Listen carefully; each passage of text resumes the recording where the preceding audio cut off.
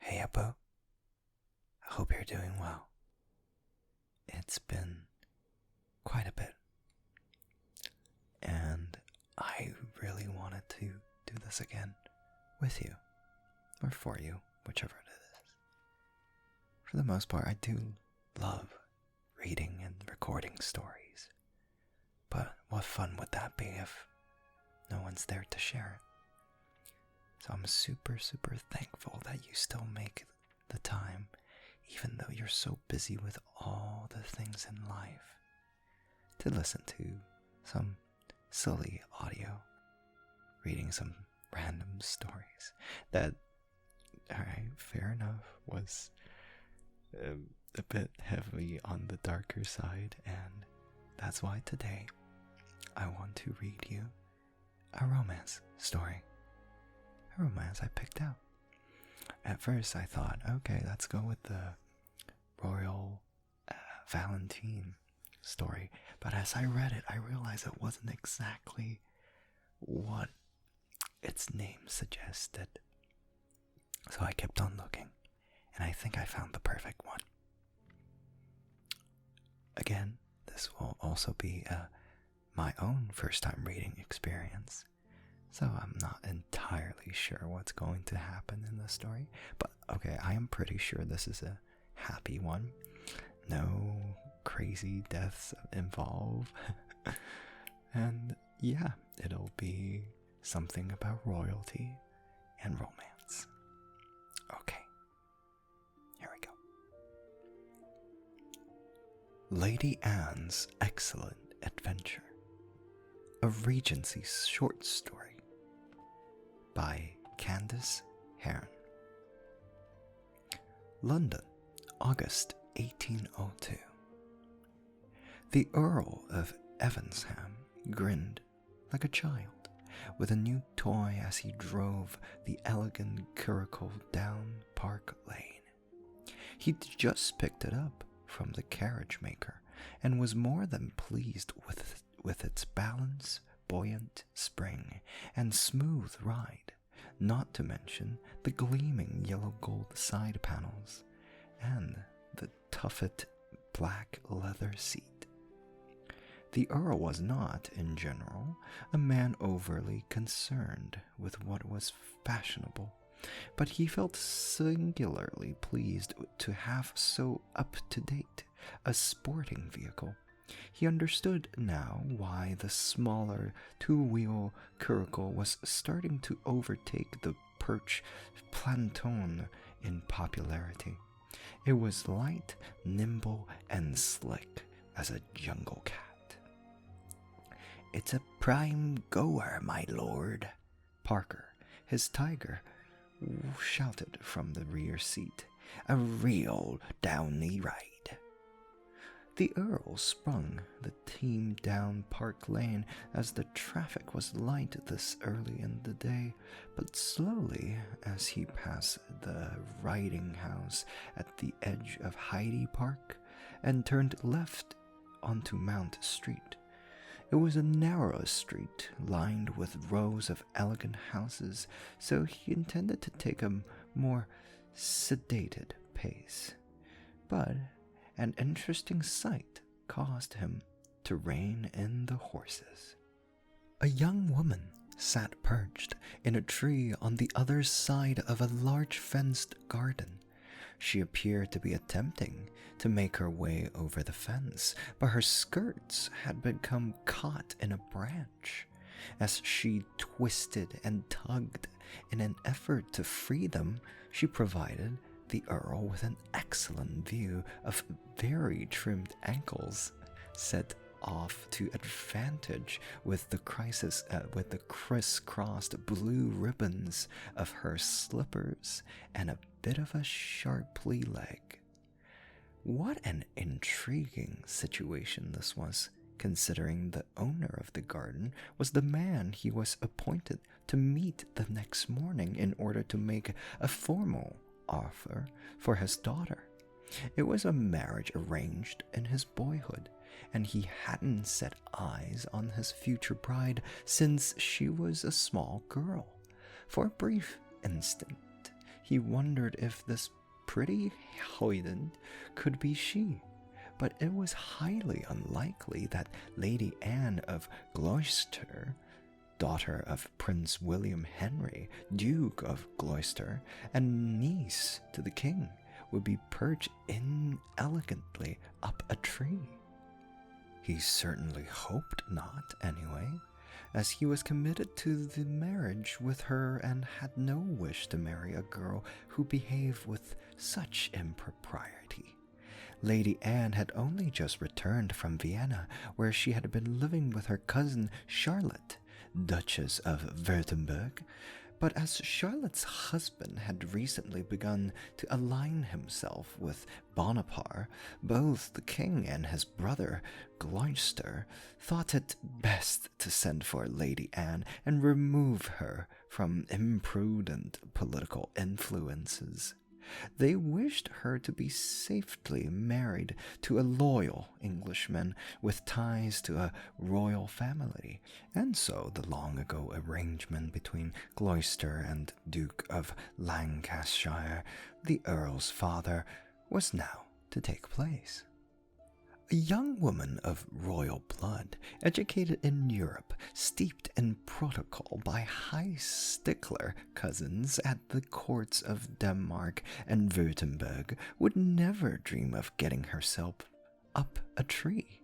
It must be some other female of the household, perhaps even a servant, sneaking out to meet her young man.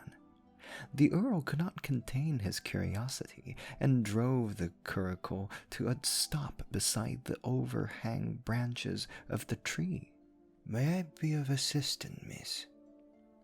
"Oh." The girl, who was quite pretty upon closer inspection, looked a bit flustered, glanced down at her exposed limb, then gave a resigned sigh. "There's nothing for it, is there? I had thought I could jump, but this branch is much higher than I thought, and now my skirt is stuck and I'm unable to move. I suppose I must beg your assistance if I am not to be found before, that is, if I am not to remain perched up here forever." The Earl was taken aback by her plain-spoken manner, not at all the demeanor of a niece of a king, nor of a young lady meant to be his future bride.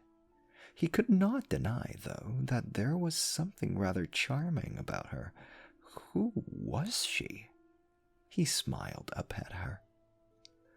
"I am persuaded someone would eventually come along to help, if you would prefer to wait. The view of the park from up there must be enchanting." "I do not wish to view the park from up here. I wish to see it from the ground, if you please.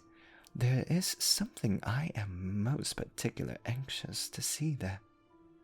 "Indeed?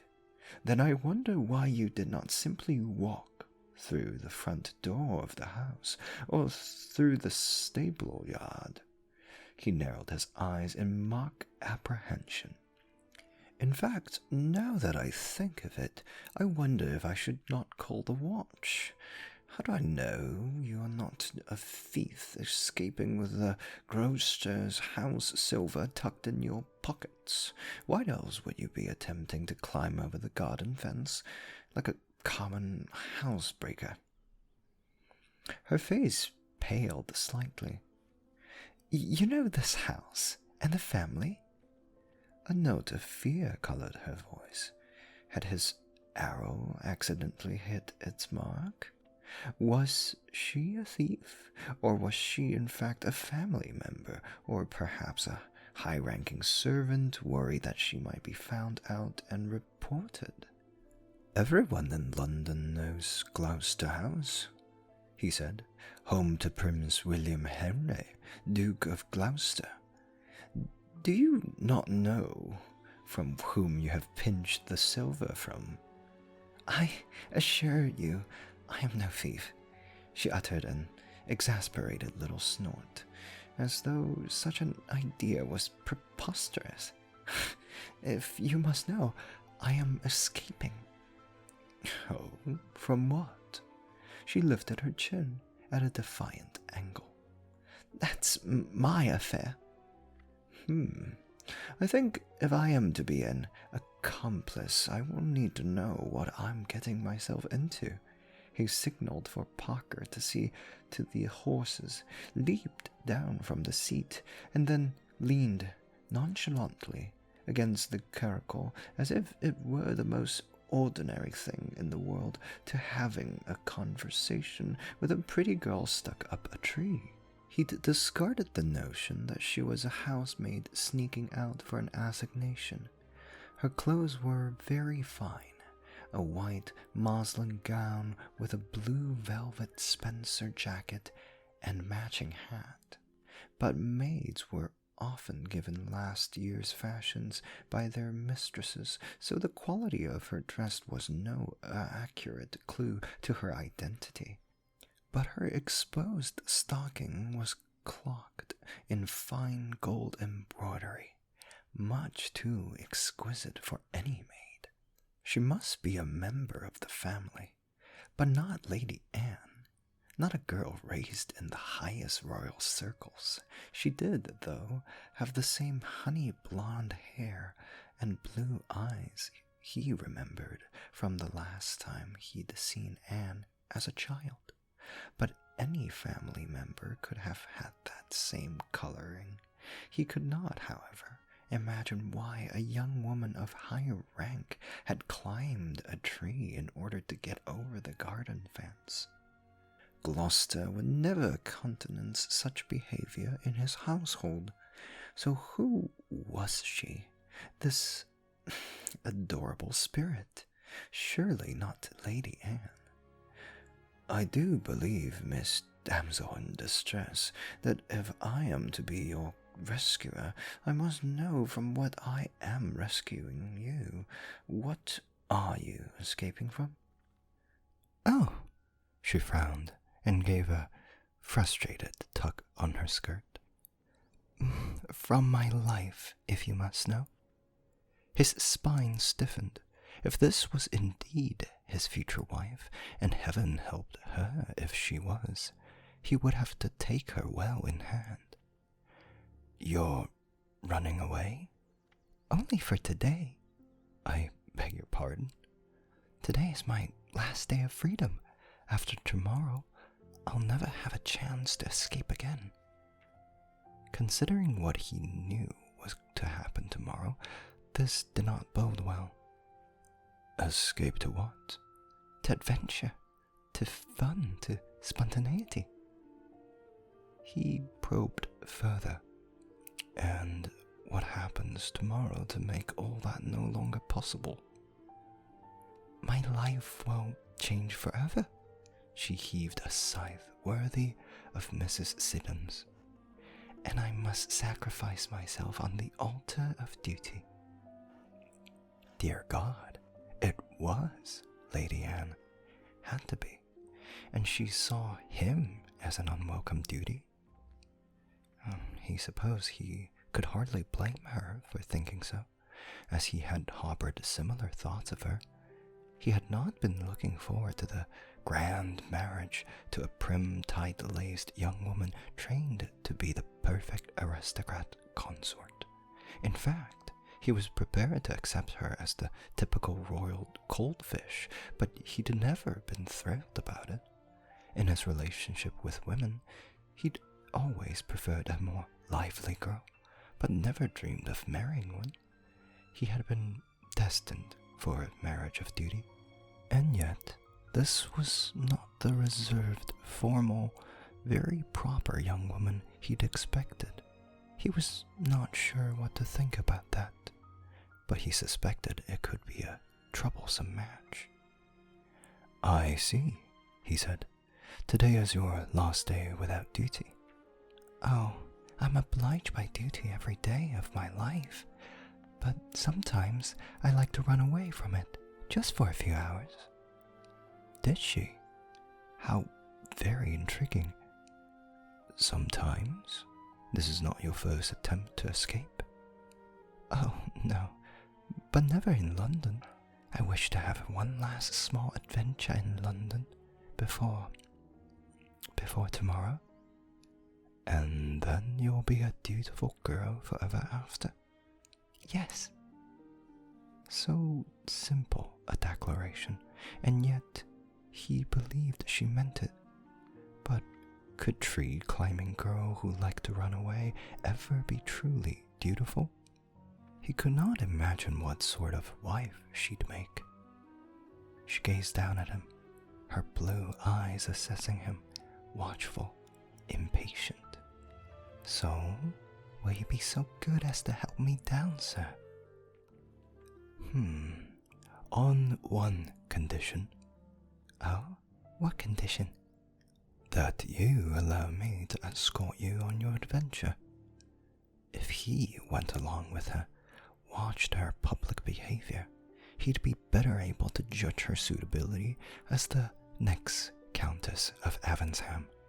And if she turned out to be entirely unruly, he would simply tell her father that she was not fit to be his bride. A respectable, dutiful young woman like you, unfamiliar with London, ought not to be wandering about alone. It is not safe. You will be accosted at every turn. I don't suppose your maid is hiding in that tree with you. She laughed. No, sir, I'm quite alone up here. Then you will agree to my escort. How do I know I will not be escorted by you? How do I know that you're not a scoundrel? He placed a hand over his heart. I gave you my word as a gentleman that you will be safe in my company. Well, I suppose I'll have to trust you, but I should tell you that if any harm does come to me, there are very important people who will hunt you down. You terrify me, miss, but I shall be exceedingly cautious, I promise you. All right, then. You may accompany me. Now, if you please. The Earl studied the situation and finally determined that the best course was to climb up into the tree himself. No easy task, that. It had been a long time since he'd climbed a tree. He first hauled himself onto the top of the iron fence, then grabbed a low-hanging branch and began to climb. It was not the most graceful performance of his life, but he was soon able to reach the offending branch that had caught her skirt. With one last quick glance at her shapely limb, he released the muslin. She grabbed it quickly and covered her leg. Well done, sir. Not even the tiniest rip or tear. I am fond of this dress, so you have my thanks. Now, what? He directed her movements along a sturdy branch that hung well over the fence. When he was satisfied that she was secure, he leapt back down to the pavement and reached up. Are you prepared to jump? Are you prepared to catch me? Of course. I promise not to drop you. Come on, jump. His future bride was no timid miss. Without a hesitation, she jumped down, grabbing onto his shoulder while he caught her up around the waist. She was a tiny thing, but with rather lush curves in all the right places. Of course, he should not be having such thoughts about his future countess. Then, again, a soft, warm young wife was not such a bad thing. With some reluctance, he set her feet on the ground and released her. You are unharmed? Yes, sir, I'm fine. Thank you very much indeed. It was my pleasure, Miss. We have not been properly introduced. As your rescuer, may I have the honor of knowing your name? He was curious if she would reveal her true identity. He thought not. So, who would she claim to be? I am Anne. She stopped abruptly, as though realizing she might not want to give herself away. Annie. You may call me Annie. Ah, If there had been any lingering doubts, they had just been eliminated. She was indeed his future bride.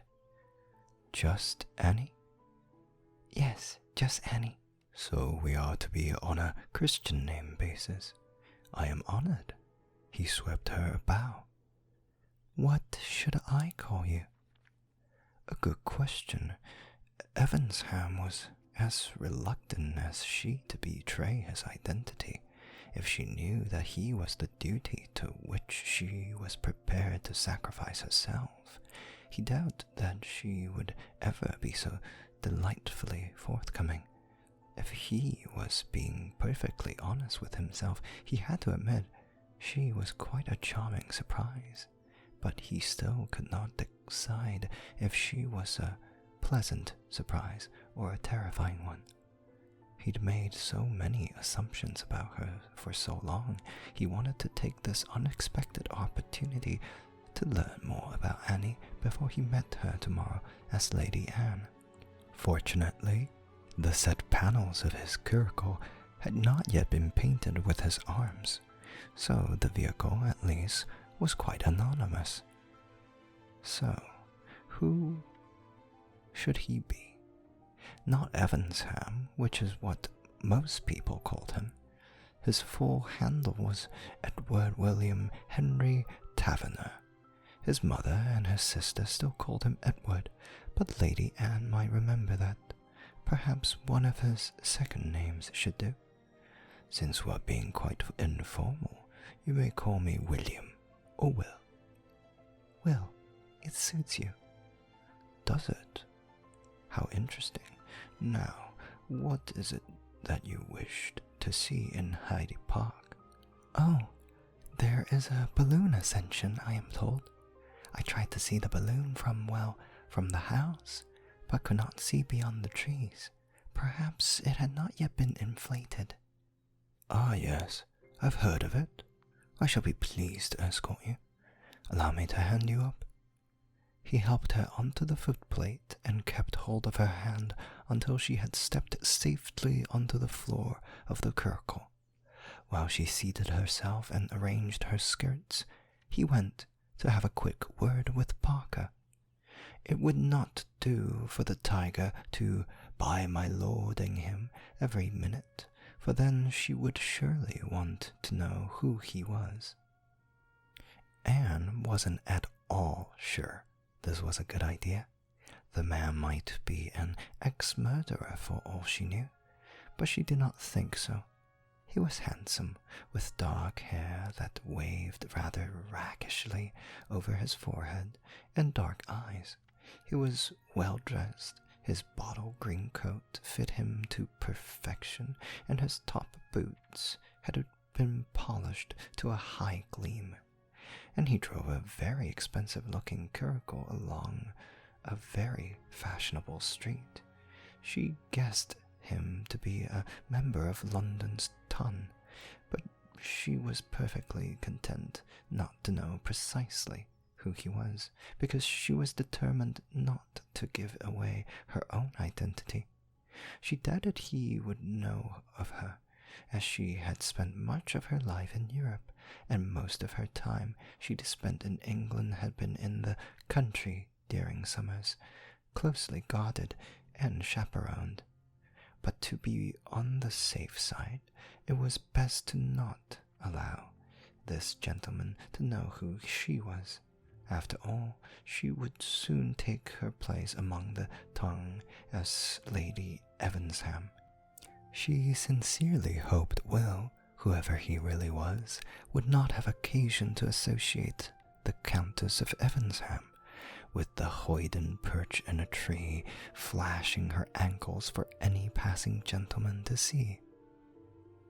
"What a fine curricle you have, sir. It is very well sprung." The man fairly beamed with pride. She would never understand the love men had for their carriages. "Thank you," he said. "I am glad you like it. I will confess to you that I have just this day driven it away from the coachmaker. Your adventure, Annie, shall be its maiden journey. Have you seen many balloon ascensions? None, but I saw a balloon in Italy a few years ago as it glided so elegantly along the wind. Ever since, I have longed to see how a balloon gets up in the air. I have read a bit about it, so I do know how it is done, but reading is not the same as seeing. Indeed, it is not. I am not certain where in the park it is to be, but I have no doubt we can find it. They found us soon enough. There was already a great crowd of carriages, horses, and pedestrians gathered at the site where the balloon was being inflated. Many eyes were drawn to Will's beautiful new curricle, but he did not drive it to the area where many other elegant carriages were parked. Instead, he positioned it among a group of dog carts, elder gigs, and other lesser vehicles. She was glad of it, for she had no wish to mingle among the upper classes today. Will gave the curricle and team into the care of his tiger and helped her down. They walked to the enclosure where the balloon was tethered, which was a marvel to see. Will pointed out the large casks of hydrogen that were connected to the balloon by means of a hose pipe. The huge silken bag of green and yellow stripes was not completely inflated, but as it swelled, it rose high above the crowd. Many among the spectators gasped in admiration. "Oh, is it not beautiful?" Anne said. "I had no idea it would be so big. It's quite breathtaking, is it not?" "Yes, it is," Will replied. But when she turned to him, he was looking at her and not the balloon. Anne returned her attention to the rising balloon, but bit back a self-satisfied smile at the thought that Will might find her beautiful. Anne was spellbound by the rising balloon when she heard a voice behind her. "Well met, ever?" Anne turned to find a gentleman sprawled on the ground beside Will, glaring up at him in confusion. "What the? Always the clumsy devil, Denny, tripping over your own 2 feet. Let me help you up, old chap." Will pulled the man to his feet and began to help straighten his coat. Whispering words were passed between them, and Anne wondered what was being said. "Allow me to introduce my cloddish friend." Will brought the man forward. "This is Dennison, but you may call him Denny. Denny, this is Annie."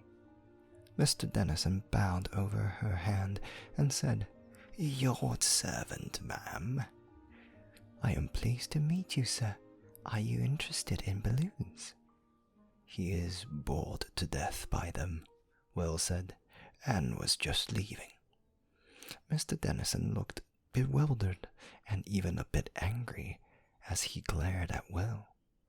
"Yes, I was just leaving. I hope to meet you again soon, ma'am." He uttered a grunt as Will apparently poked him in the ribs. "Enjoy the ascension." Anne was about to ask about the gentleman and the whispered conversation when the balloon was untethered and soared upward with a loud swoosh. 2 men stood in the gondola beneath the balloon, waving to the crowd below. She was astonished at how fast it moved away, carried up and eastward on the wind. It was the most glorious sight she'd ever seen.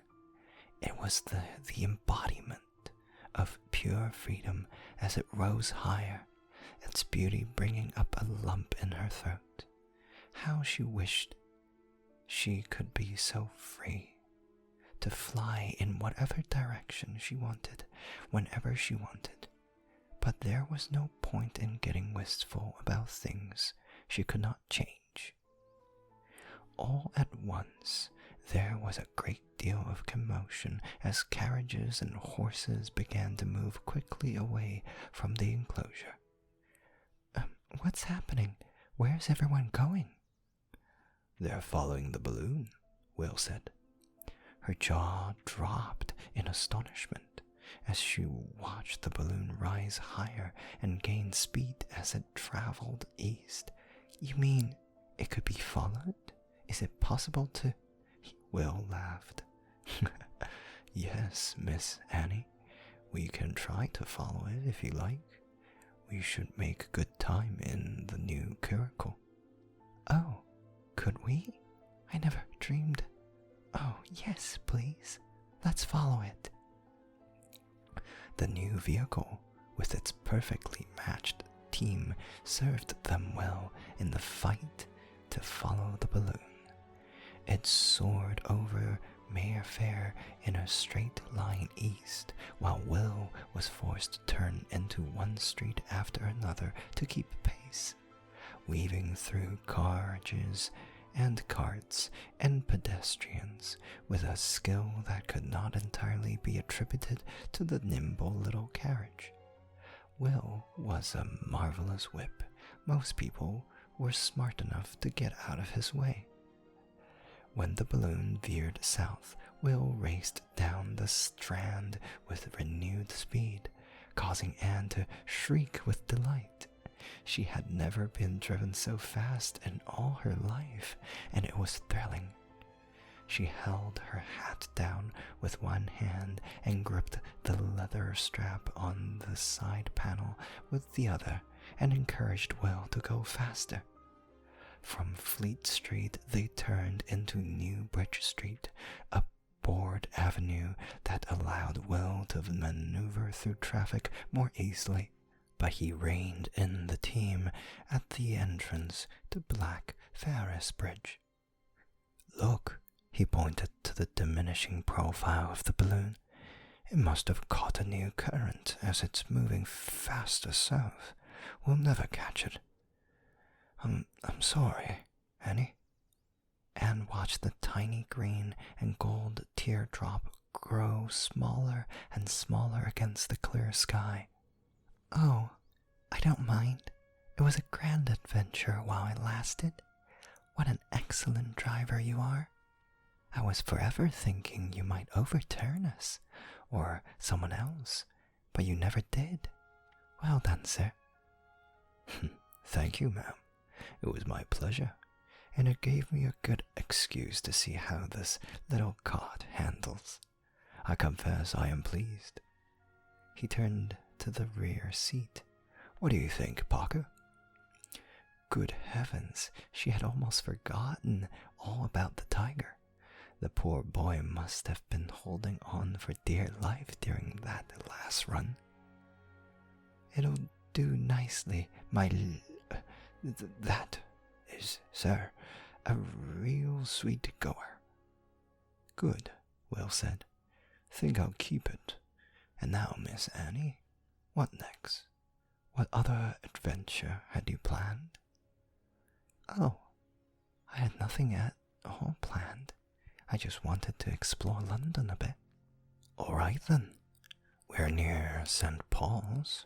We could start there. And there's St. James's Palace and Buckingham's House, and she shook her head. No, I don't want to go to the palaces and such. She'd seen her fill of grand places.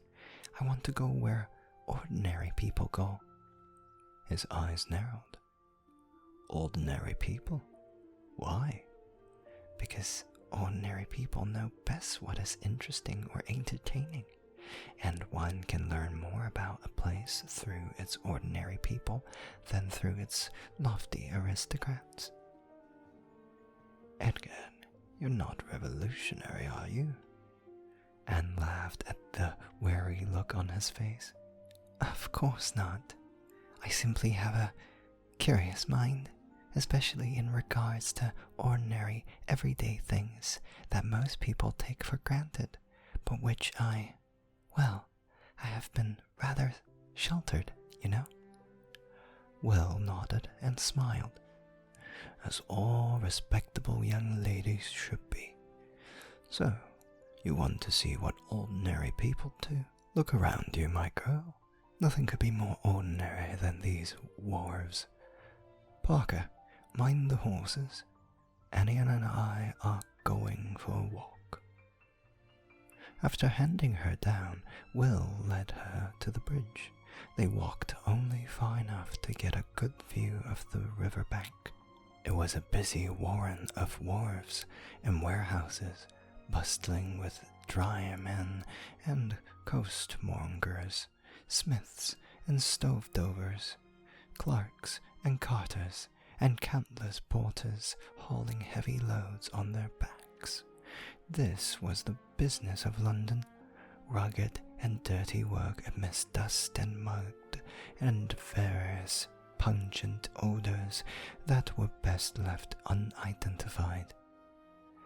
You did ask to see ordinary people doing ordinary things.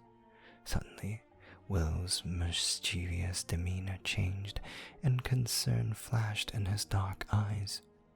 But this is not likely what you had in mind. It is a bit rough. Perhaps we should leave.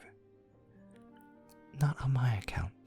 To the despair of all my fastidious relatives, I have never developed delicate sensibilities. I find all the hustle and bustle fascinating. I was always trying to sneak out to the docks in Copenhagen. There must have been merchant, seamen, or shipping agents on my mother's side of the family, and I inherited their unnatural fascination with commerce. I've never quite fit in, you see. Will studied her quietly for a moment, a frown creasing his brow. No doubt he disapproved of her. Then, all at once, he said, "Have you ever tried oysters?" "No." "No? And yet it's the food of the ordinary people. Would you like to try them?" "Yes, if you think I will like them."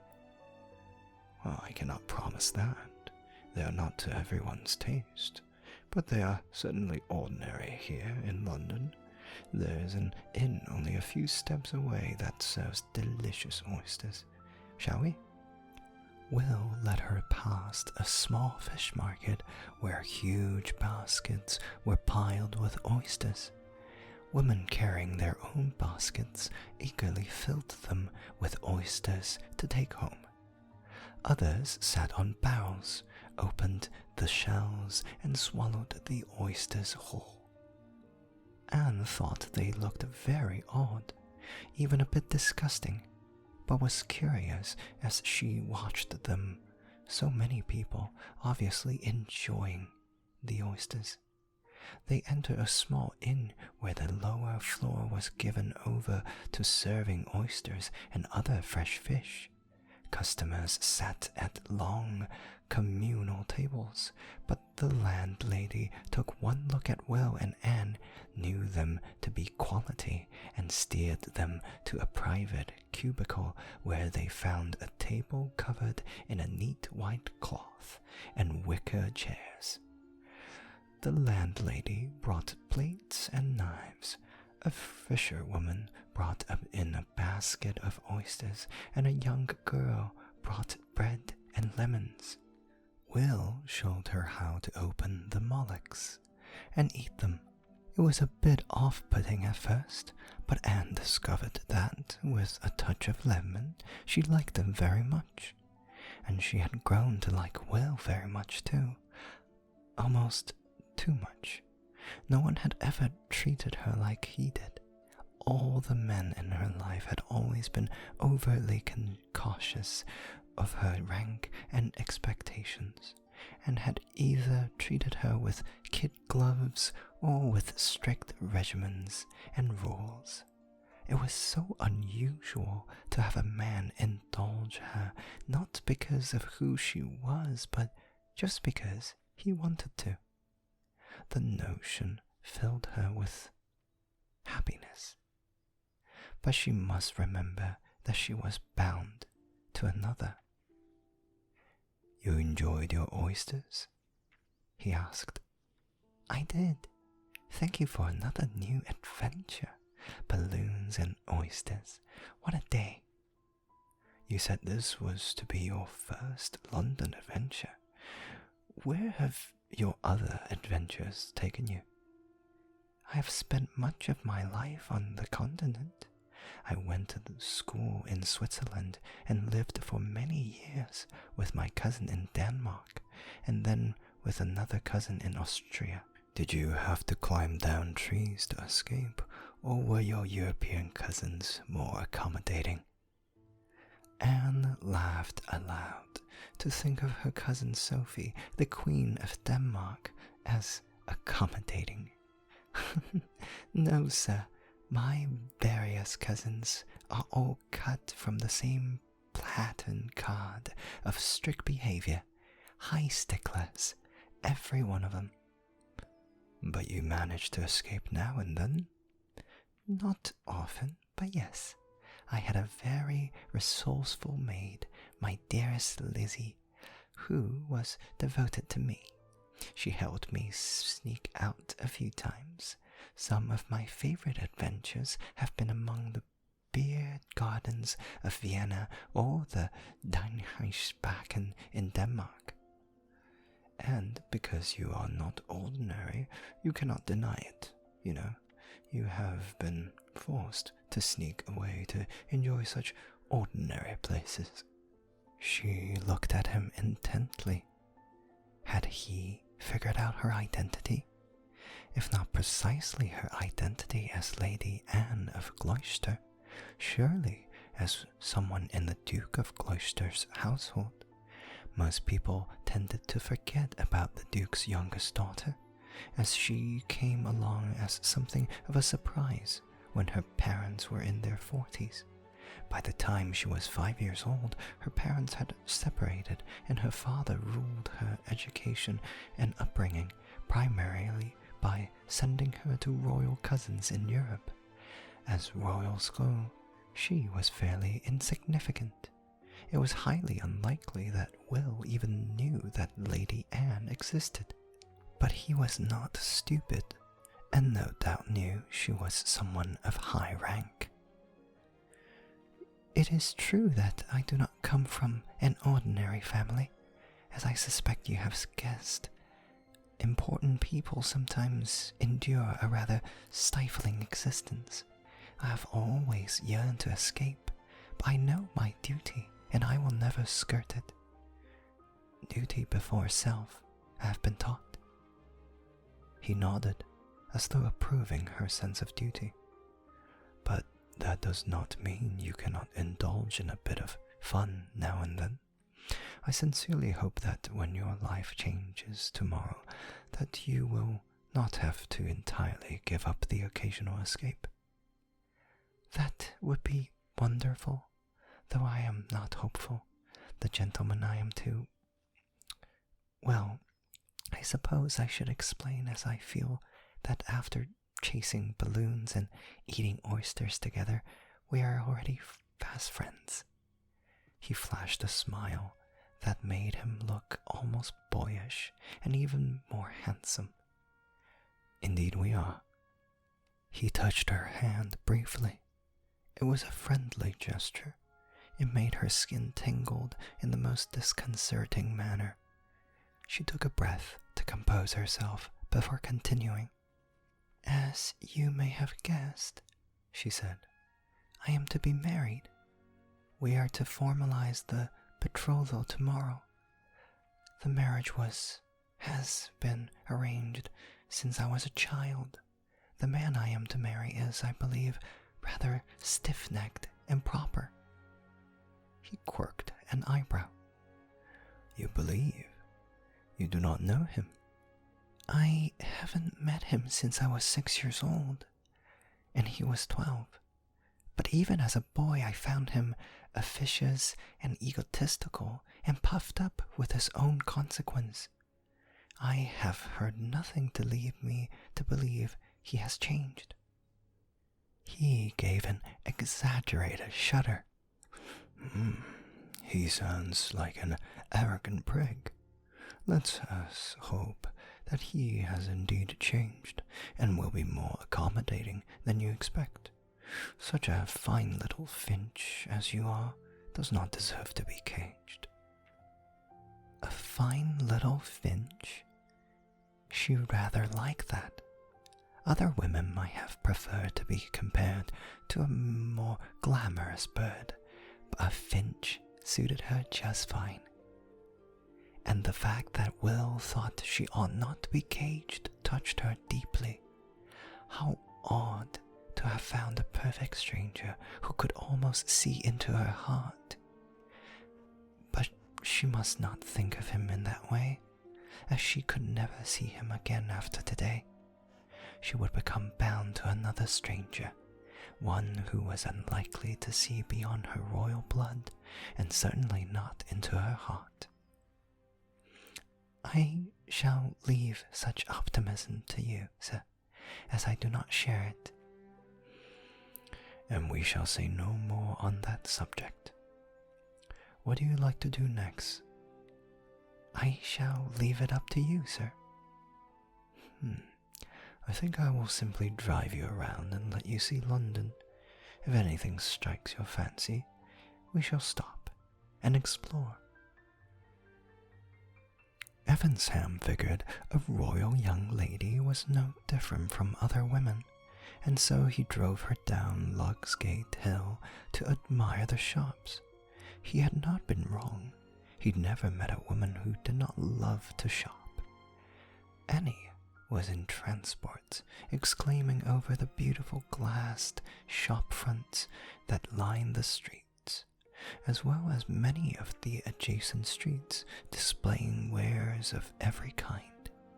As expected, she asked to stop the carriage and walked so she could get a closer look. Some window displays were enough to satisfy her, but there were merely shops she felt compelled to enter, especially when pretty shop girls stood in the doorways enticing ladies with their wares, calling out Italian silks, or Limerick gloves, or Michelin lace, or Chinese parasol. The Earl followed Annie as she visited mercers, shoemakers, milliners, fan makers, umbrella makers, plum assessors, and even a stay maker, where she made him wait outside. They were standing at the counter of a perfumer's shop, where Annie was being given tiny vials of fragrance to sniff and compare, when Sir Gavan Burke came up behind Evesham and clapped him on the shoulder. "Damn, what a surprise to find you in such a place, Ev. How do you do, old boy? And who's the pretty ladybird, your newest light o' love? Introduce me at once." Evesham flinched. "Watch your tongue, Burke. This is a lady." The man curled his lips and leered at Annie.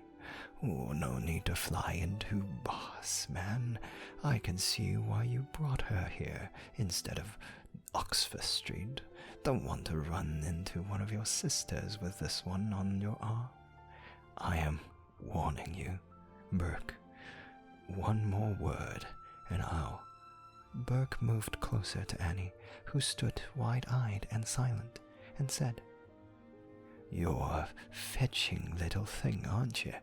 Tell you what, when you're through with him," he shot his thumb at Evesham's direction, "I'll tag you on, love," and the Earl's right fist collided with the Burke's face before he could finish the insult. The man fell against the counter, sending bottles and vials crashing to the floor. Evesham lifted him up by the collar and set him on his feet. "You will apologize to the lady." Shaken, Burke rubbed his jaw and glared at the Earl.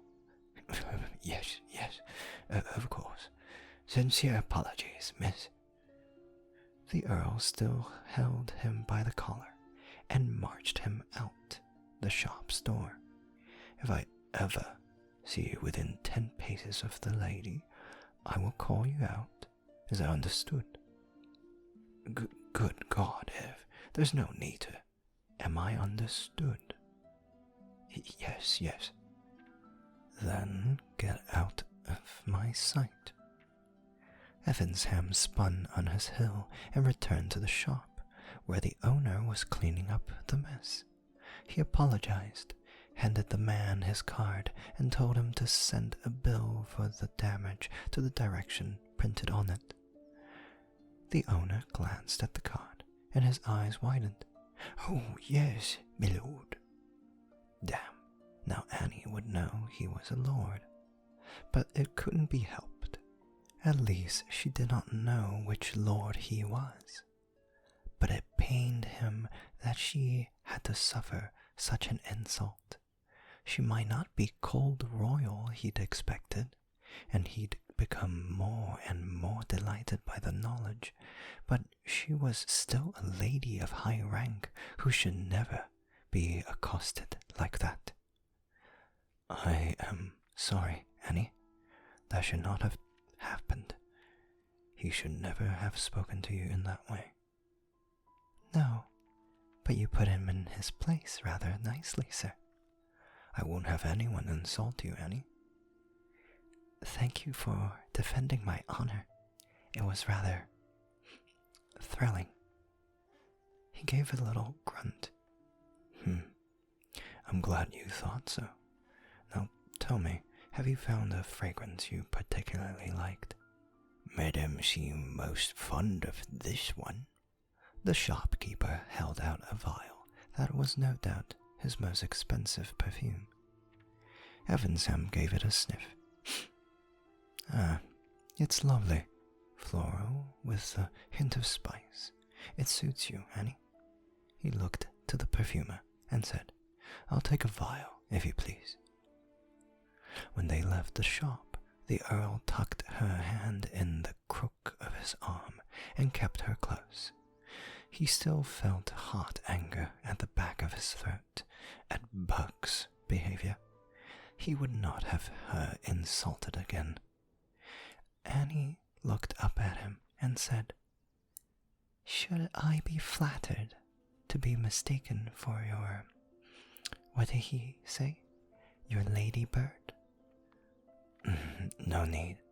It is offensive to you, and I won't countenance it from anyone. My goodness, such a staunch protector you are.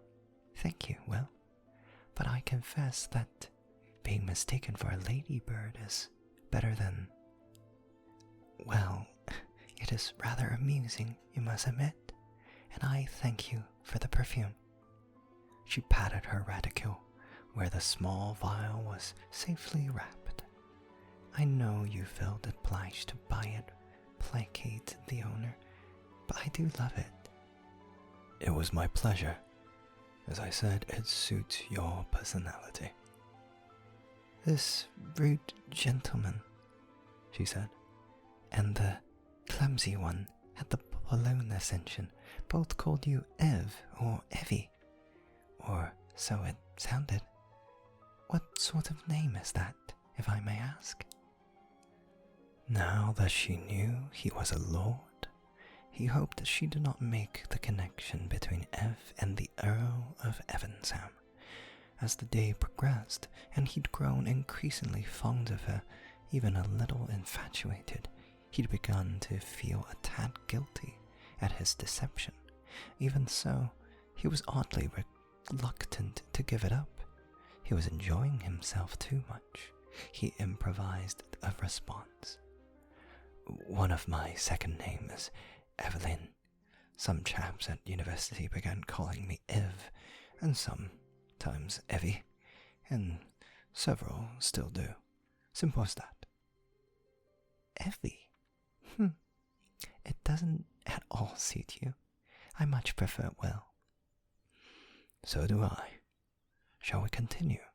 He offered his arm, and they walked on. As they approached St. Paul's, Annie stood to admire it, admitting the edifice to be quite grand, but claimed no interest in going inside. She was much more interested in the booksellers and the print shops along St. Paul's churchyard and Patronstur Row. She stood for a long while at a print seller's window, studying caricatures of the King, the Duke of Cumberland and Clarence, Lord Nelson, Campbell, and other notables. No doubt she was looking to see if her own father had been lampooned in some way, but thankfully there were no images of the Duke of Gloucester. She was a bit appalled at a satirical print showing Edward Jenner vaccinating a group of people, which cows erupting from various parts of their bodies, a rumored effect of his cowpox vaccine, and she looked angry at the print of Napoleon holding Albion in chains after the Peace of Amiens. But she laughed out loud at some of the unflattering depictions of the overweight Prince of Wales. He was coming to find her laughter irresistible. At Baldwin's bookshop on Paternoster Row, while Annie thumbed through several new publications, Will's eyes was caught by a particular book, and quietly purchased it. She had been so engrossed in volumes of science and history, quite a surprise that she had not noticed his purchase. When they left the store, he presented it to her. I thought you might find this little book useful. Annie looked up at him, surprised and delighted in her eyes. You bought this for me? After already buying me perfume? He nodded. You're too kind, Will. She opened to the title page and smiled. The Picture of London for 1802, being a correct guide to all the curiosities, amusements, exhibitions, public establishments, and remarkable objects in and near London, for the use of strangers, foreigners, and all persons who are not acquainted with the British metropolis. Oh, how wonderful! Just in case you are able to manage another adventure or two. Oh, I hope I can. Her furrowed brow indicated she thought it unlikely, but she composed herself quickly and said, Thank you so much, Will. I shall treasure this, if only as a reminder of a wonderful day. They walked back toward Fleet Street, where they had left the curricle in Parker's church. Despite the incidents with Burke, the Earl was glad he'd brought her here. It was a pleasure to watch her wander through the various shops and emporiums. She didn't buy anything. Like most royals, she probably never carried any money, but that did not seem the point. In any case, it was just the act of shopping that appeared to be an entirely new experience to Annie. To be allowed to view wares of all kinds and pick out what she wanted, if she wanted it. It all seemed so unfamiliar to her that he had to guess she'd never been permitted to visit shops. There seemed to be so much she had not been allowed to experience, so many simple, ordinary things. Such was the life, he supposed, of the daughter of a prince. Evesham had never given any consideration to his future bride's life. He had, in fact, never given much consideration to Lady Anne at all. He knew he was unofficially bound to her, and would one day wed her, but he never thought to care for her. Their type of marriage was never about affection, but after only a few hours in her company, he had developed not only affection for her, but compassion. He hated that a young woman filled with so much curiosity and liveliness had been so closed-guarded. It was no wonder she tried to escape now and then. She had a joyful zest for life. It was rather amazing that it had not been squashed over the years. It surprised him to have to admit it, but he was determined that when they were married, she would have as many adventures as she liked, as long as he could share them with her. Alright, there ends the first half of this story recording. It is a bit longer than the usual audio that I make, so I decided to separate it into two. It'll probably be a 2-hour long story.